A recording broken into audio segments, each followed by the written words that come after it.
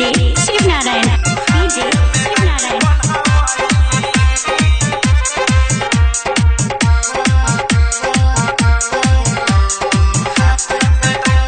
ए माई दीदी की हाया सजाई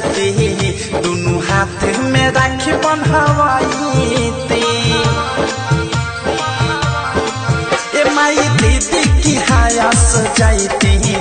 दोनों हाथ में राखी बंधवाई माथे पर चंदन काके बंधन माथे पर चंदन काके बंधन करती जिलेबी हम खाई ए माई दीदी की हाया सजाई दोनों हाथ में राखी बंधवाई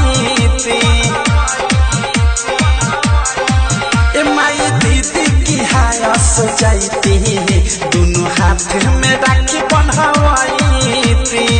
माथे पर चंदन काके बंधन माथे पर चंदन काके बंधन करती जिलेबी हम खाई ए माई दीदी की हाया सजाई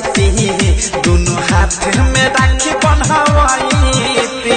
DJ Shiv Narayan DJ Shiv Narayan DJ Shiv Narayan DJ Shiv Narayan.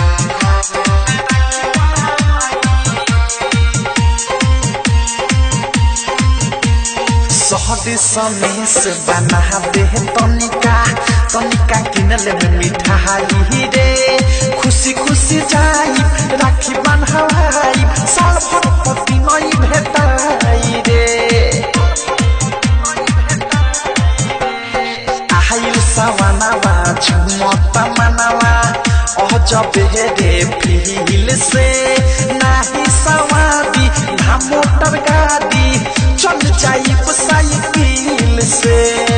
आँख से अपना देख के आईती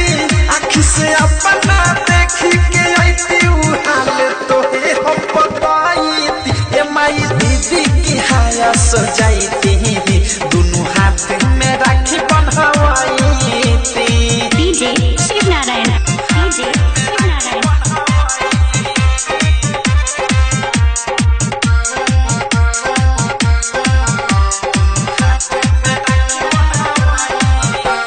भाई बहन के होखे रे माई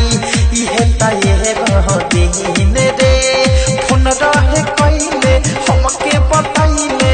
धइले बानी राखी कीन रे दू तीन दिनवा रह के आ जाइब हो जाई सबसे भेंट रे जाला हट में सबे प्रेमिया वे सबे काहे करता ले तरे टाइटर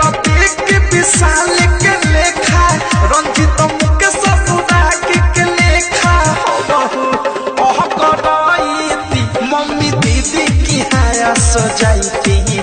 दोनों हाथ में राखी बंधवाई ए माई दीदी की हाया सजाई दोनों हाथ में राखी बंधवाई ए माई दीदी की हाया सजाई दोनों हाथ में राखी बंधवाई माथे पर चंदन काके बंधन माथे पर चंदन काके बंधन करती जिलेबी हम खाई